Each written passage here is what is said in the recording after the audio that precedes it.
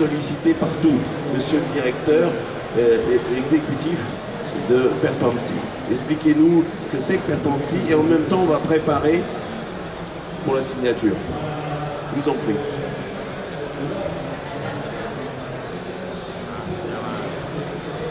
Okay, thank you. My name is Bekri, Executive Director of Perpamsi.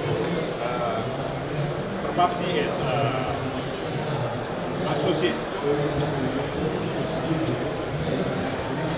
Okay.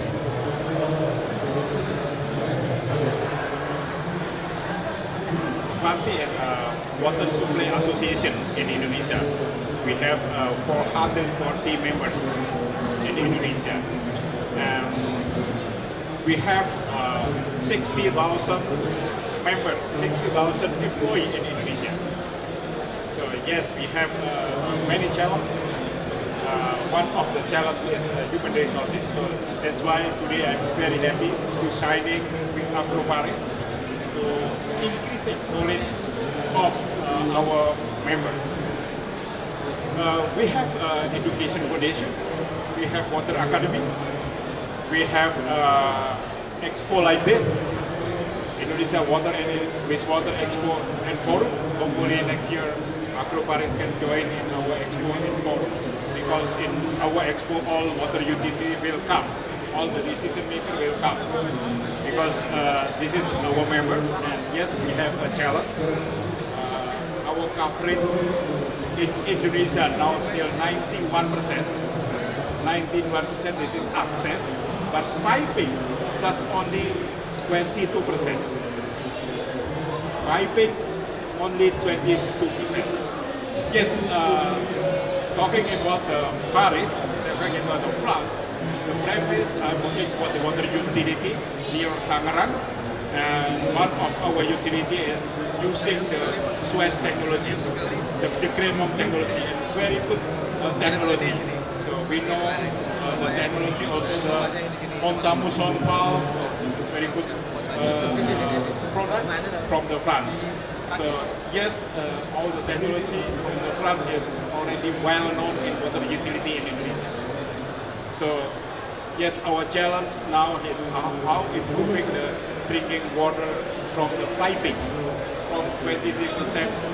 Yeah, the target is 30%. So that's why today, government in Indonesia offer to all the investors in the world. The scheme is PPP project or business to business project.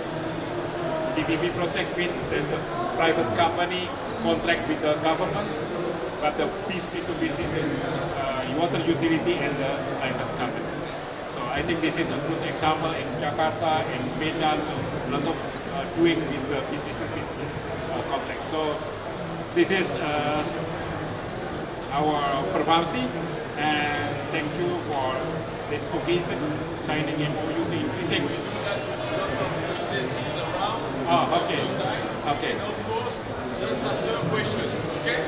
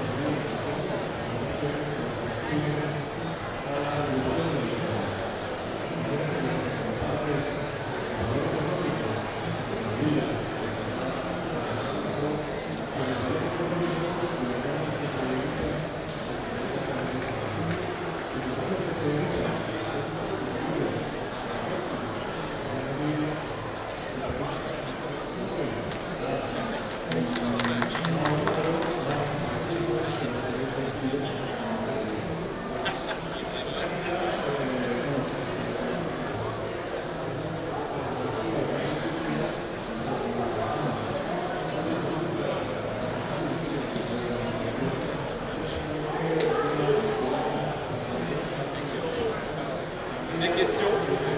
L'Assemblée a sans doute des questions à bout de jouer, si j'ose dire. Il y a des questions? Nous avons parlé d'études des cas et je pense qu'ici nous avons ces mots que quand nous étions au Sénégal pendant un mois, On a fait une étude des cas, je pense qu'ils ont des témoignages à faire par rapport à l'impact. Bonjour tout le monde, donc c'est Richard Kempé, je suis le directeur des territoires et des opérations de la Sen'Eau. Sen'Eau, donc c'est une société sénégalaise, privée, de droit sénégalais. Et donc 45% des actions est détenues par le groupe Suez et 55% par le Sénégal à travers l'État sénégalais, les privés sénégalais, mais aussi des salariés qui ont 11% des actions au niveau de la compagnie. Alors on profite donc pour féliciter AgroParisTech pour le travail qu'ils font pour la capacitation des ressources humaines, notamment en Afrique. Ce que j'aime bien sur le programme, c'est cette capacité à créer de la valeur en interne dans l'entreprise. On sait que généralement, c'est toujours assez difficile quand on est en interne de se développer. Donc le programme permet aussi en interne, pour ceux qui travaillent pour les cadres supérieurs, de pouvoir de l'intérieur avoir un regard neuf sur l'entreprise. Et on sait que ce n'est pas toujours évident de l'intérieur d'avoir ce regard. Donc bravo à Papitech. C'est 15 ans. 15 ans, c'est un ado. Hein. Ça veut dire qu'il y a tous les permis, hein. Donc il y a tout l'avenir à tracer encore et tous les défis à relever au niveau des différents pays. Alors pour le Sénégal, j'ai la chance effectivement d'accueillir, comme on le fait chaque fois qu'il y a un programme. Récemment, on a accueilli un groupe de 6 auditeurs, je pense 2 Burkinabés, 2 Burkinabés, 2 Togolais, un Mauritanien et un Ivoirien, je pense. Effectivement, le programme s'est très bien passé.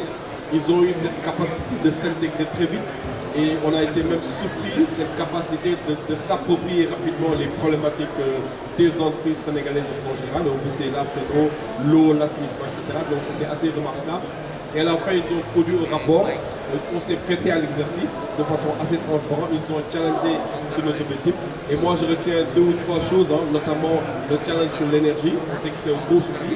Ils ont relevé cette problématique-là, notamment sur le besoin d'auditer, de faire un audit énergétique, parce que l'énergie dans les sociétés d'eau, je parle sous le contrôle de mon ami de CDC, c'est un gros souci, c'est autour de 35 à 40% des charges dans le pays, donc c'est un gros sujet qu'ils ont adressé.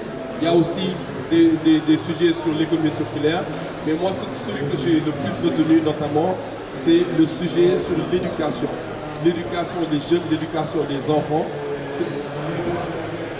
L'éducation des jeunes et l'éducation des enfants, parce qu'on parle tout le temps dans le domaine de comment faire pour atteindre l'accès, comment faire pour développer nos capacités de production.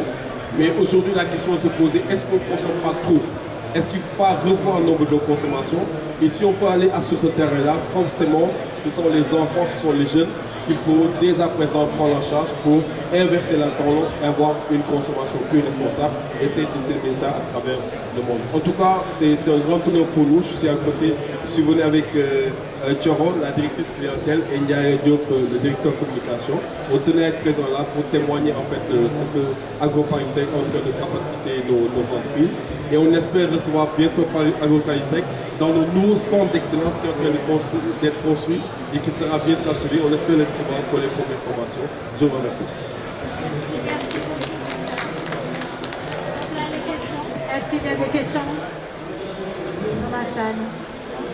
Oui?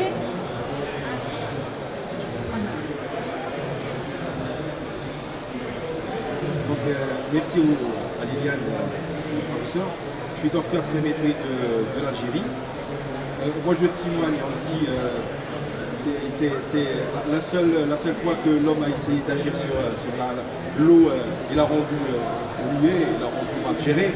Et c'est en inversant les choses, ça se comprend en fait.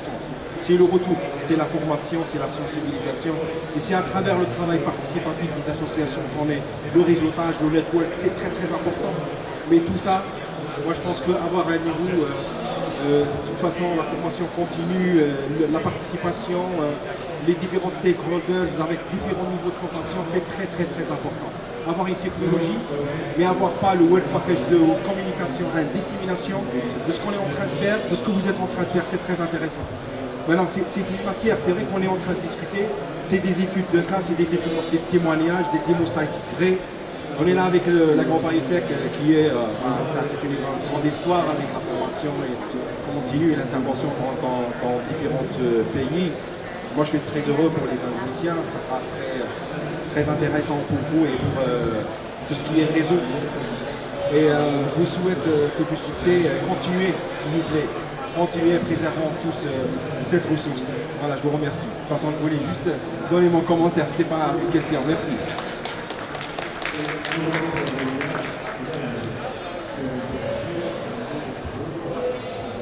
Bonjour, merci beaucoup. Après avoir félicité, je voudrais peut-être aborder ce qu'on appelle le nerf de la guerre, les moyens. Parce que c'est nous à supporter des pensionnaires pendant tout ce temps-là. Ça demande des charges. On sait que vous êtes accompagné par l'AFD. Mais est-ce que pour la pérennité de ce projet-là, il ne faut pas peut-être essayer de diversifier les ressources pour continuer à financer AgroParisTech? Est-ce que, puisque dernière nouvelle, ce que j'ai eu, je me dirais le contraire si ça n'existe pas, l'AFD est en train d'hésiter est-ce qu'elle va poursuivre l'aventure, oui ou non? Et qu'en sera-t-il si un support comme l'AFD se retirer, et qu'est-ce qui va pouvoir peut-être continuer à accompagner AgroParisTech? C'est pour la pérennité d'AgroParisTech. Allô? Oui. Écoutez, merci de cette question qui sera la dernière avec ma réponse. Dans les faits, Lionel Goujon qui était là ce matin pour animer le réseau des femmes vous répondrait mieux que moi puisqu'il est de l'AFD, moi je ne suis pas de l'AFD.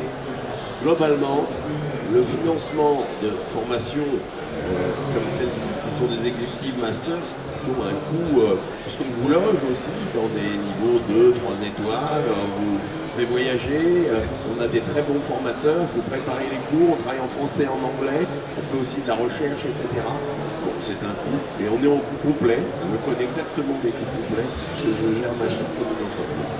Mais globalement, sachez que l'AFD est toujours là, que dès lundi, ce 27 mai, entre la directrice générale de groupe Suez, entre mon directeur général AgroParisTech et le directeur général de l'Agence française de développement, ils vont parler de ce sujet. Donc au bout de 15 ans, personne ne peut laisser tomber la chaîne. Et globalement, si ce n'est pas l'AFD, ce sera d'autres. Parce que le système est en marche. Au bout de 5 ans, vous savez, quand on a 15 ans, c'est ce que disaient les personnes ici, quand on a 15 ans dans la force de l'âge de l'adolescence, personne ne peut nous laisser tomber. Okay. Sachez aussi que la Banque asiatique de développement, je les connais, on est en relation, donc il y a aussi les banques, il y a aussi la Banque africaine, il y a la Banque islamique et il y a d'autres partenaires privés qui peuvent aussi nous aider, comme Saint-Gobain, ou comme des acteurs français, ou comme des acteurs européens, ou même l'Union européenne. Donc globalement, soyons confiants. Si vous exprimez, vous, au niveau des directions générales, des services d'eau, que vous avez besoin de formation au niveau des managers, on vous suivra. Merci beaucoup. C'est ça, je voulais, avant de finir, je voulais seulement compléter, côté la Fondation Suez, ne va pas laisser tomber. Donc vraiment, on a en négociation, comme Jean-Antoine a bien dit, dans les mois à venir, il y aura des réunions entre l'Agence française de développement et Suez. Et l'objectif, c'est que ça continue.